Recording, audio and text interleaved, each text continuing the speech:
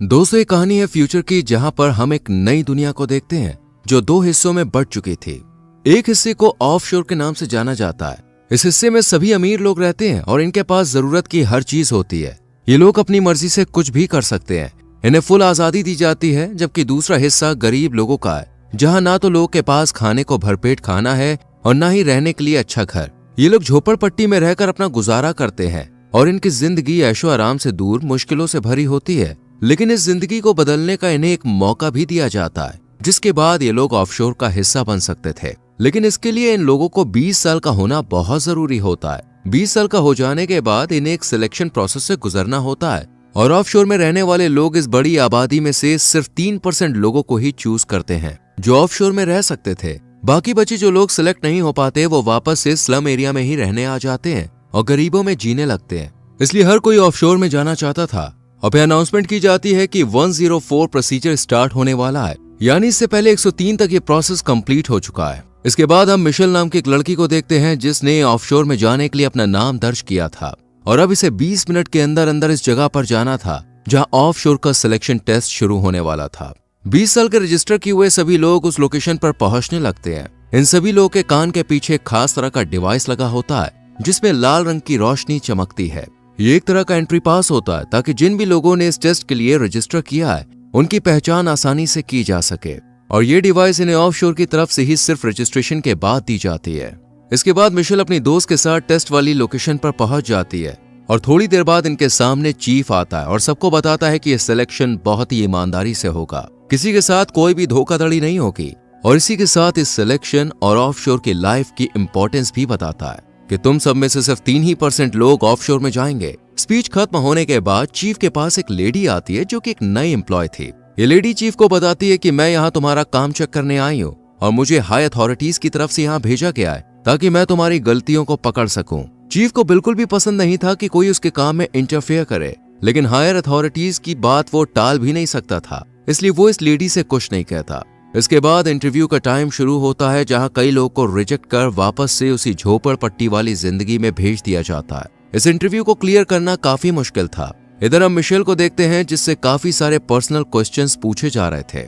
Michel अपने boyfriend के बारे में बताती है कि पिछले साल वो भी इस टेस्ट के लिए आया था, लेकिन फिर वो कभी लौट कर नहीं आया, जिसका मतलब था कि वो ऑफ शोर चला गया। इस पर इंटरव्यू लेने वाला शख्स कहता है कि जरूरी नहीं कि वो ऑफ शोर गया हो सकता है कि उसकी मौत हो गई हो या फिर उसके साथ कुछ बुरा हुआ हो।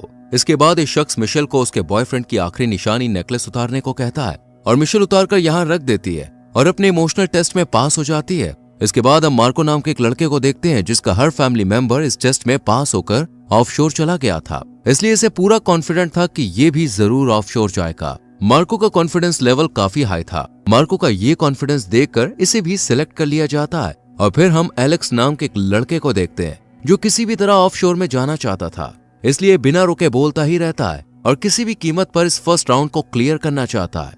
लेकिन उसका ये बिहेवियर इंटरव्यू लेने वाली लेडी को पसंद नहीं आता और उसे फर्स्ट राउंड में ही बाहर कर दिया जाता है। एलेक्स कहता है कि अब पूरा सिस्टम ही खराब है और ये सिलेक्शन प्रोसेस भी बहुत बेकार है। ये सब सुनकर एलेक्स को बाहर कर दिया जाता है। इसके बाद हम जोआना नाम की लड़की को देखते हैं जो सबसे ज्यादा स्मार्ट समझदार थी और बहुत ही कम बोलती थी।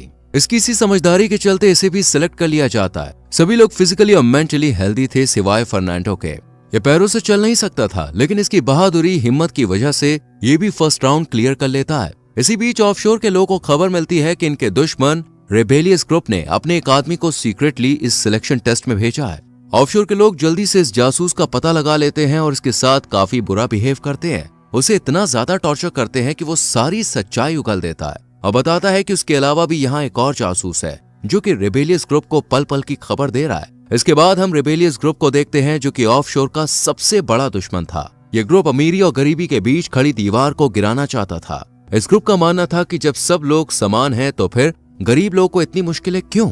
इसके बाद जो लोग सिलेक्ट किए गए थे उन्हें दूसरे राउंड के लिए एक दूसरे रूम में ले जाया जाता है और नंबर से इन्हें एक लाइन में खड़ा कर दिया जाता है और फिर एक एक करके इनके कान के पीछे लगी डिवाइस को अच्छे से चेक किया जाता है कि कहीं कोई नकली डिवाइस लगाकर तो यहाँ पे नहीं आया है, इसलिए डिवाइस की चेकिंग की जाती है। लेकिन तभी जोआना की नजर अपने आगे खड़े लड़के के कान पर पड़ती है। इस लड़के का नाम था राफेल। जोआना देखती है कि इसके कान में कोई डिवाइस नहीं है बल्कि कुछ अलग तरह के स्ट्रेचेस लगे हुए हैं यानी राफेल नाम का ये लड़का धोखे से यहाँ पे आया था। जोआना इस लड़के के बारे में अभी किसी को कुछ भी नहीं बताती और जब राफेल की स्कैनिंग की बारी आती है तो ये स्कैनिंग टेस्ट में पास हो जाता है, यानी इसके कान में डिवाइस थी।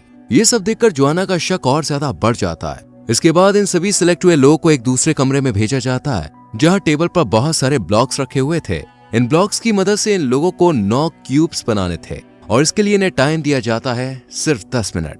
टाइम शुरू हो जाता है और सब लोग जल्दी जल्दी क्यूब्स बनाने लग जाते हैं, लेकिन फर्नांडो फिजिकली अनस्टेबल होने की वजह से ब्लॉक्स तक नहीं पहुंच पा रहा था। ये देखकर मिशेल इसकी मदद करती है और इसे कई ब्लॉक्स दे देती है, जिससे फर्नांडो भी क्यूब्स बनाने लग जाता है। टाइम खत्म होने वाला होता है, लेकिन अभी तक मिशेल ने सिर्फ 8 क्यूब्स ही बनाए होते हैं। ये देखकर फर्नांडो मिशेल के लिए क्यूब बना देता है और इसके 9 कंप्लीट हो जाते हैं।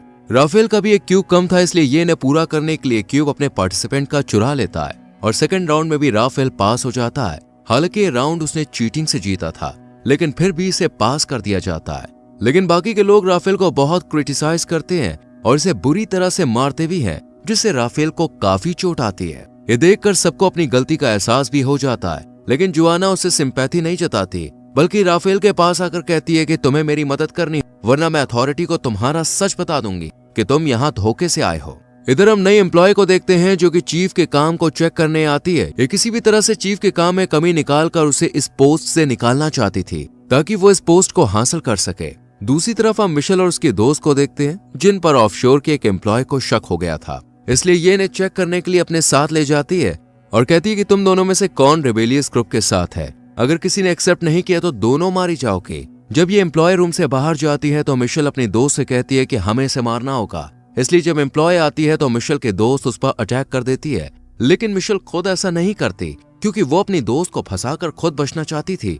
मिशेल ही रिबेलियस ग्रुप की मेंबर थी। इसकी दोस्त मारी जाती है और मिशेल अगले राउंड में चली जाती है। यहाँ पर हमें पता चलता है कि पिछले साल यहाँ उसका बॉयफ्रेंड नहीं बल्कि भाई आया था। अब वो उससे ही मिलने के लिए यहाँ आई है और साथ ही गरीबी अमीरी का भी फर्क मिटाना चाहती है। इसके बाद हम फर्नांडो को देखते हैं जहाँ हमें इसके पास्ट के बारे में पता चलता है। फर्नांडो के पैरों में बचपन से ही प्रॉब्लम थी और इसके डैड ने इसका शुरू से बहुत ध्यान रखा। फर्नांडो के फादर ने ही इसे ये यकीन दिलाया था कि तुम टेस्ट को पास कर सकते हो और फिर जब तुम ऑफशोर जाओगे तो तुम्हारा इलाज हो जाएगा, तुम अपने पैरों पर खड़े हो सकोगे और एक अच्छी जिंदगी भी तुम्हें मिल जाएगी। इसके बाद फर्नांडो का फिजिकल टेस्ट किया जाता है। डॉक्टर इसके पैरों को टेस्ट करने के लिए सुई चुभोती है जो कि फर्नांडो को फील होती है। आज फर्नांडो को पहली बार दर्द महसूस हो रहा था। डॉक्टर कहती कि अगर तुमने सारे राउंड्स पास कर लिए और तुम ऑफशोर के लिए सिलेक्ट हो गए तो ऑफशोर में तुम्हारे पैरों का इलाज हो सकता है, तुम चल सकते हो। अब इन सबको अगले टेस्ट राउंड के लिए एक रूम में भेज दिया जाता है। जब ये लोग इस रूम में पहुंचते हैं तो इन्हें एक टेबल रखी हुई दिखती है जिसके ऊपर 4 पुतले रखे थे और चारों के ही चेहरे पर अलग अलग तरह के एक्सप्रेशंस थे। हर किसी ने अपनी कंडीशन के अकॉर्डिंग अलग अलग एक्सप्रेशन के साथ चेहरा बनाया हुआ था। इन सभी लोगों को ये टास्क दिया जाता है कि ये इन चारों पुतलों को एक्सप्रेशन को देखकर उनकी कंडीशन के बारे में बताएं कि इन्होंने किस लिए ऐसे चेहरे बनाए हुए हैं, पास्ट में इनके साथ क्या हुआ। अब सब लोग एक्सप्रेशंस की मदद से अपने अपने तरीके से कहानी बनाने लगते हैं, अपने अपने आइडियाज देते हैं। फर्नांडो पहले अच्छे से एक लड़की के पुतले को देखता है और फिर बताता है कि इस लड़की को जहर दिया गया है क्योंकि ये अपने हस्बैंड के साथ इस घर में मेहमान थी। दरअसल इस औरत का रिलेशन इसके पास रखे आदमी के साथ था जिसके घर में ये मेहमान बनकर आई थी। लेकिन इस आदमी की बीवी को इनके अफेयर के बारे में पता चल गया और उसने इस औरत को जहर दे दिया। तभी ये लेडी शॉकिंग एक्सप्रेशन से अपने बॉयफ्रेंड की तरफ देख रही है। फर्नांडो की ये कहानी सुनकर सब लोग बहुत खुश होते हैं क्योंकि इन्हें ये कहानी काफी पसंद आई थी। लेकिन राफेल इस कहानी को बेकार बताता है और फिर अपनी एक नई कहानी पेश करता है जिसमें राफेल कहता है कि इस लेडी को सिल्वर की चीजों से एलर्जी है, इसलिए सभी पुतलों ने सिल्वर की चीजें पहनी हुई है। लेकिन इस लेडी ने कांच की अंगूठी और लकड़ी का नेकलेस पहना हुआ है। ये लेडी दूसरे आदमी को इसलिए देख रही है क्योंकि वो एक डॉक्टर है, वो उससे मदद मांग रही है। ड्रॉर में जब ये लोग चेक करते हैं तो वहाँ ह्यूमन बॉडी के डायग्राम्स रखे होते हैं, यानी ये आदमी सच में डॉक्टर था। लेकिन राफेल ने जो कहानी बताई थी वो लेडी के एक्सप्रेशन से मैच नहीं हो रही थी। इसी सवाल का जवाब राफेल नहीं दे पाता। तभी जोआना जो सबसे समझदार थी वो कहती है कि ये लेडी अंधी है, इसलिए इसके चेहरे पर कोई एक्सप्रेशन नहीं है। और जब ये इस लेडी के ड्रॉर को चेक करती है तो इन्हें ब्लाइंड्स की बुक भी मिलती है, यानी जोआना की कहानी ठीक थी। इस तरह ये लोग इस राउंड को भी पास कर लेते हैं। चीफ भी ये सब देख रहा होता है और फिर नई लेडी एम्प्लॉय से कहता है कि तुम इन सब पर ध्यान रखना, मैं अभी थोड़ी देर के लिए किसी काम से जा रहा हूँ। ये लेडी एम्प्लॉय चीफ पर नजर रखती है और देखती है कि चीफ स्लम एरिया में कपड़े बदल कर जा रहा है। चीफ भी कैमरे की ग्रीन लाइट देखकर पता कर लेता है कि एम्प्लॉय उस पर नजर रख रही है, लेकिन एम्प्लॉय चीफ के खिलाफ कोई सबूत पेश नहीं कर पाती। इसके बाद इन्हें एक रूम में ले जाया जाता है जहां इन्हें 6 साइंस दिए जाते हैं, जबकि ये लोग 7 होते हैं, जिसका मतलब था कि इन लोगों को एक को एलिमिनेट करना था। लेकिन ये किसको करेंगे इन्हें समझ नहीं आता। राफेल कहता है कि मेरे पास एक कॉइन है, मैं बाहर जा सकता हूँ, लेकिन जिसके पास कॉइन नहीं है वो राफेल पर अटैक कर देता है और दोनों में लड़ाई होने लगती है। लेकिन तभी ये लड़का वोट करने को कहता है। सभी लोग राफेल के खिलाफ वोट करते हैं, लेकिन मिशेल कहती है कि जोआना को बाहर निकाल दो क्योंकि वो समझदार थी और मिशेल के प्लान को नाकामयाब कर सकती थी। ये सुन जोआना राफेल की तरफ देखती है। जोआना को राफेल की सच्चाई पता थी, इसलिए राफेल जोआना की साइड लेता है और फर्नांडो को बाहर निकालने को कहता है क्योंकि ये फिजिकली ठीक नहीं था। लेकिन फर्नांडो कहता है कि मैं ऑफशोर में ठीक हो सकता हूँ। इसके बाद ये लोग रिबन से एक शख्स को एलिमिनेट करने का डिसाइड करते हैं और कहते हैं कि जिसके पास सबसे छोटा रिबन आएगा वो बाहर जाएगा, और सबसे छोटा रिबन जोआना के पास आता है। लेकिन रूम से जाते वक्त जोआना एक शख्स का कॉइन चुरा लेती है और जीत जाती है, और ये मूवी यहीं खत्म हो जाती है। तो दोस्तों, कैसी लगी आपको ये मूवी कमेंट सेक्शन में जरूर बताएं। वीडियो को लाइक और शेयर करके चैनल को सब्सक्राइब करें, बेल आइकॉन प्रेस करें जिससे आपसे आने वाली वीडियोस मिस ना हो। मिलते हैं आपसे अगली वीडियो में। Till then bye bye, take care.